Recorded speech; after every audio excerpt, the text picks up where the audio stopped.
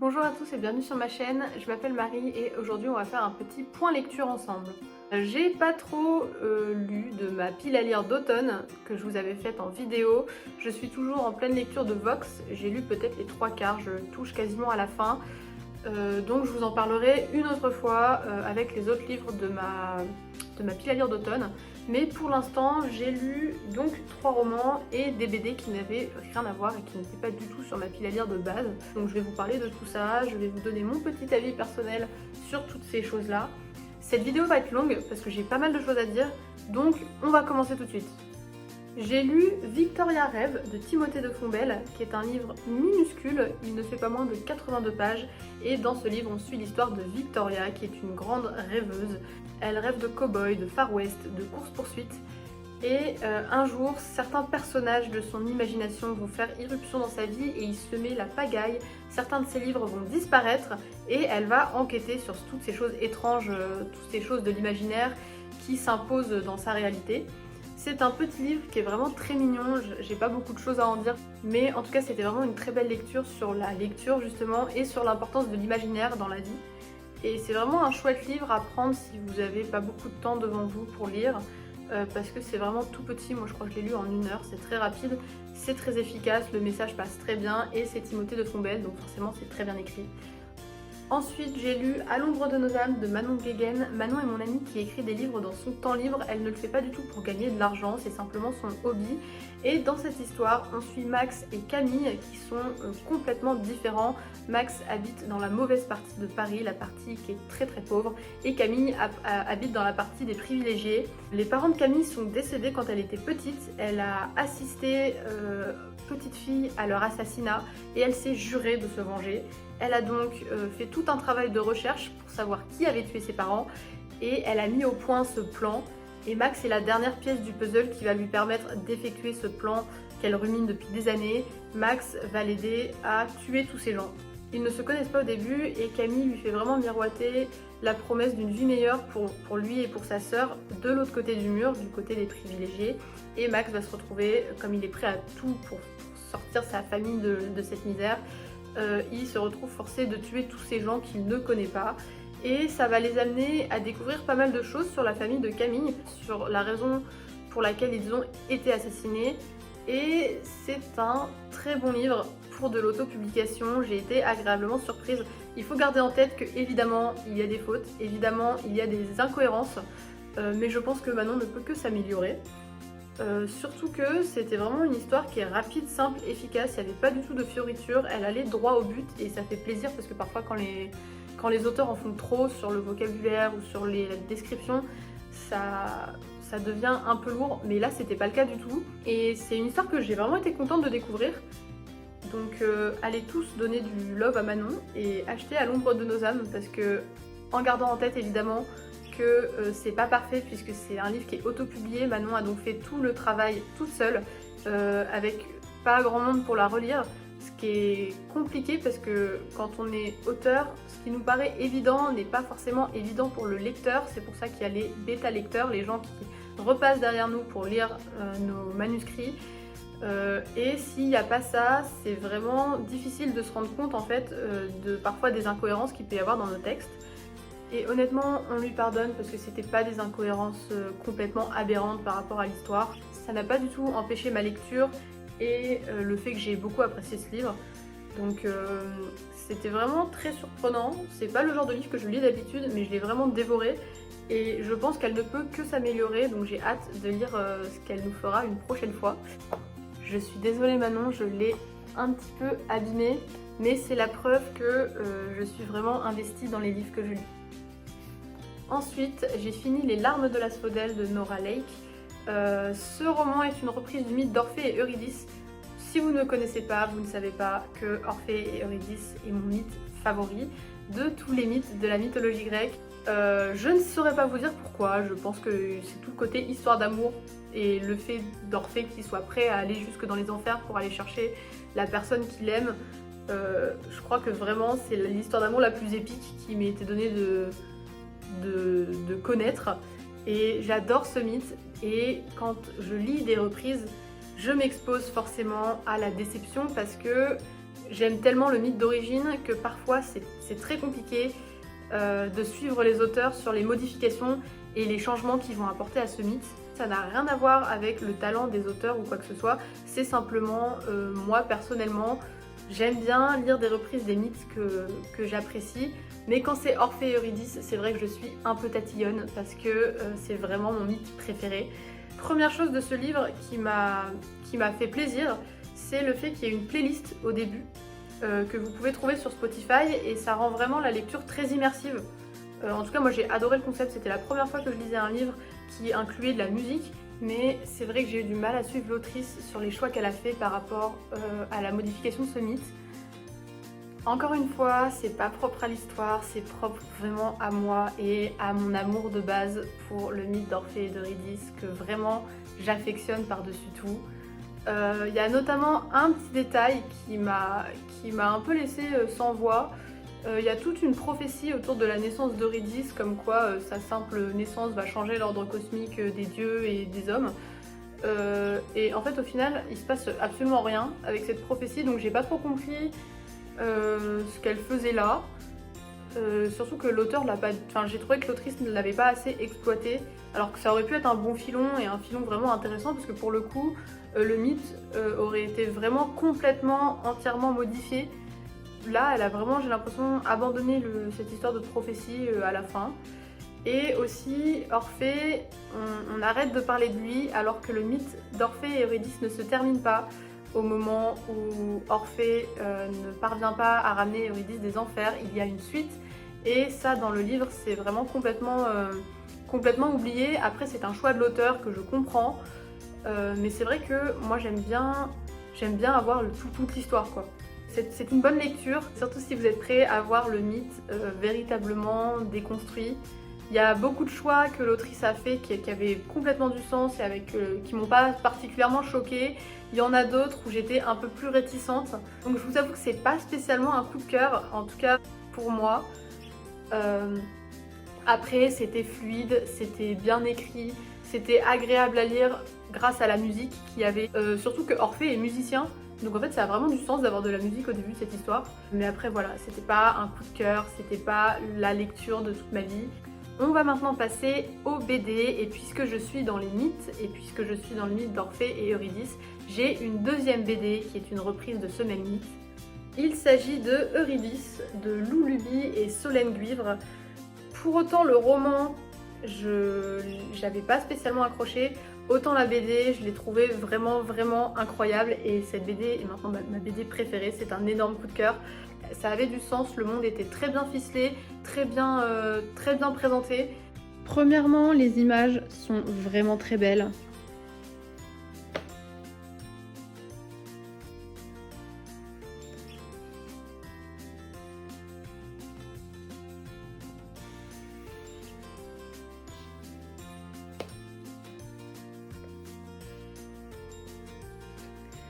Et ce que j'ai particulièrement aimé, c'est la façon dont elles ont représenté le chant d'Orphée. Elles auraient pu se contenter de simples notes de musique, mais là on voit vraiment que quand Orphée chante, quand il fait de la musique, c'est un véritable don. Il transforme l'univers qui l'entoure et ça a été vraiment très bien représenté. Et ça fait honneur à Orphée, je trouve, parce que c'est vrai que c'est un musicien hors pair.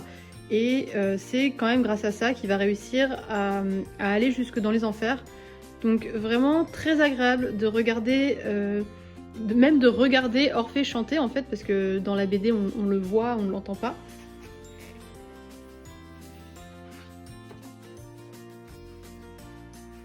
À la fin de la BD, vous avez également une petite page qui explique le mythe d'origine, donc celui d'Orphée et Eurydice, et aussi celui de Pygmalion et Galatée, qui était un mythe que je ne connaissais pas, donc c'est toujours agréable d'apprendre de nouvelles choses. Et après ça, vous avez un dossier sur les choix qui ont été faits et sur la recherche que l'autrice illustratrice ont fait pour aboutir à cette BD. Et ça, je trouve ça très intéressant parce que on voit vraiment l'investissement qu'elles ont toutes les deux pour leur œuvre. Et c'est très agréable d'avoir comme ça des auteurs, autrices, illustrateurs, illustratrices qui sont très investis dans leur travail. Et les choix sont très bien expliqués. Et en fait, on se rend compte que tout a du sens, tout a été pensé, tout a été réfléchi. Donc c'est vraiment une BD qui est très complète et pour ça je l'apprécie énormément. Et aussi les autrices illustratrices sont allées jusqu'au bout du mythe. Et dans cette BD là, le mythe ne s'arrête pas au moment où Orphée ne parvient pas à délivrer Eurydice des enfers. Il s'arrête quand il meurt lui-même, déchiqueté par un groupe de femmes en furie qui vont jeter sa tête dans une rivière avec sa lyre. Et le plus triste de cette histoire, la raison pour laquelle j'aime autant cette histoire d'amour, c'est parce que Orphée ne retrouvera jamais Eurydice, même dans les enfers, puisqu'il ne sera pas enterré selon les rites de l'époque. C'est quand même une partie du mythe qui est très importante et qui a été un peu oubliée, je trouve, dans le roman de Nora Lake. Après, évidemment, chacun fait ses choix, ça dépend de l'histoire, mais moi en tout cas j'ai trouvé que c'était assez fidèle tout en apportant une touche d'innovation, de nouveau. Et le monde que l'autrice illustratrice ont réussi à construire était vraiment merveilleux. J'ai plongé dans un autre univers et c'était très agréable à regarder, à lire. Donc vraiment cette BD, je lui mets 10 sur 10 et j'ai hâte de voir cette même paire d'autrices illustratrices s'attaquer à un autre mythe de la mythologie grecque, pourquoi pas. Ça pourrait être hyper intéressant, surtout que là elles l'ont fait avec brio. Ensuite, j'ai lu le tome 2, puis le tome 3 de La Paire Merveilleuse de Rupert et Mulot. Donc le tome 2, Les Yeux de Juliette, et le tome 3, La Tête de Mélèque. Je vais pas y passer 3 heures sur cette BD parce que je vous avoue que j'ai été quelque peu déçue. Des explications que les auteurs ont apportées à mes questions. Alors il y a certaines choses que j'ai pas comprises ou alors qui n'ont pas été expliquées assez en profondeur. Et ça m'a vraiment dérangée parce qu'il y a certains événements qui se passent dans le tome 2 par exemple. On comprend pas comment ils surviennent, on comprend pas d'où ils viennent et pourtant ça pourrait être très important dans l'histoire. Ou alors moi j'ai pas compris, c'est possible aussi, hein. Voilà, peut-être que c'est juste moi. Après voilà, c'était quand même une très bonne lecture. C'est pas un coup de cœur, ça aurait été un coup de cœur si le 2 et le 3 avaient été aussi bien que le premier. Donc ce sera pas sur ma liste des coups de cœur, c'est pas un coup de cœur mais ça restait quand même agréable à lire. Et c'est vrai que c'était une histoire complètement différente de ce que j'ai l'habitude de voir en BD. Donc ça reste intéressant, mais voilà, j'ai été quelque peu déçue par le tome 2 et 3. Et pour finir cette vidéo en beauté, j'ai ma dernière BD qui sera d'ores et déjà, je peux vous l'assurer, sur ma liste de livres préférés de 2024, avec Eurydice aussi. Il s'agit de Colossal de Rutil et Diane Truc. C'est une BD en 5 tomes et c'est une BD qui est assez colossale, comme son nom l'indique. Et on suit Jade, qui est une jeune aristocrate du monde moderne, et sa famille est ruinée. Donc forcément, ses parents la poussent à tisser les bons liens, à faire les bonnes alliances pour potentiellement pouvoir la marier avec un autre aristocrate qui serait, lui, riche et sauverait sa famille. Donc Jade, elle a pas mal de pression sur les épaules, mais c'est pas très grave parce que Jade, elle peut porter cette pression à bout de bras car elle est fan de musculation et elle s'entraîne à faire de la musculation et elle va à la salle secrètement, c'est son grand secret.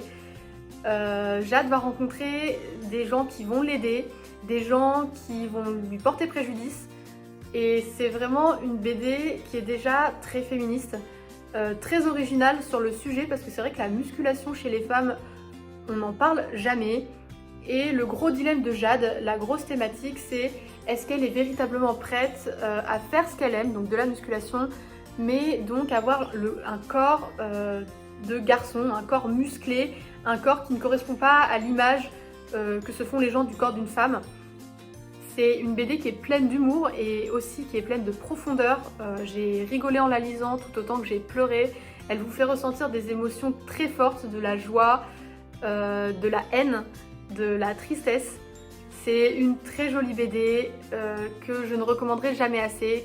Premièrement parce que je pense que c'est un sujet qui est important et parce que c'est toujours fait du sport mais pas trop. Et les autrices, encore une fois, ont su faire une BD complète.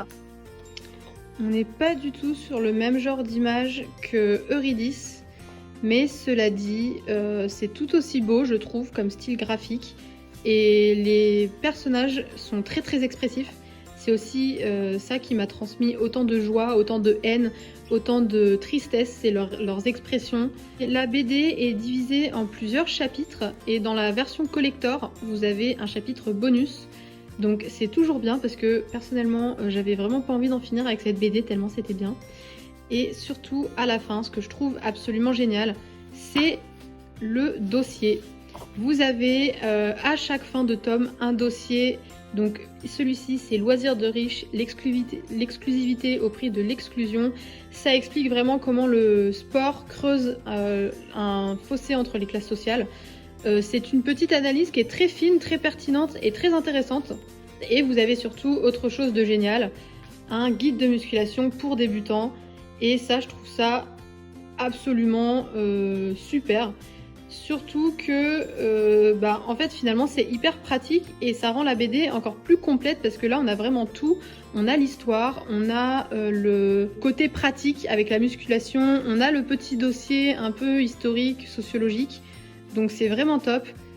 Dans ces dossiers de musculation, vous avez donc les équipements, les machines, les exercices à faire et sur quels muscles vous travaillez en faisant telle machine et tel exercice. Et c'est vraiment très très très bien fait. C'est très détaillé je trouve, mais à la fois assez simple.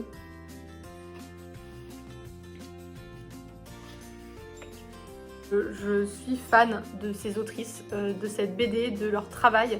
Et c'est bien en fait, ce que j'apprécie le plus, c'est de voir que non seulement on a une histoire qui est bien, qui est belle, qui nous fait ressentir beaucoup d'émotions, une histoire qui nous fait un peu réfléchir aussi sur le corps de la femme, sur le sport pour les femmes, sur le monde aristocratique d'aujourd'hui qui est quand même une autre dimension. Donc on a tout ça et on a aussi, ce qui est bien, un vrai travail de recherche et un vrai dossier complet. Je trouve que ça fait vraiment plaisir de voir que les autrices sont vraiment investies au point de vous mettre le petit dossier guide de musculation pour débutants. Personnellement, je suis à ça d'aller chercher un abonnement à la salle grâce à cette BD. Donc voilà, c'est tout pour mes petites découvertes, mes petites lectures de ces 2 dernières semaines. Et si vous avez lu certains de ces livres ou de ces BD que je vous ai présentés, n'hésitez pas à me dire ce que vous en avez pensé, ça me fera plaisir. Et puis je trouve que c'est toujours intéressant d'échanger nos opinions. Je vous fais de gros bisous et je vous dis à la semaine prochaine pour une nouvelle vidéo. Au revoir!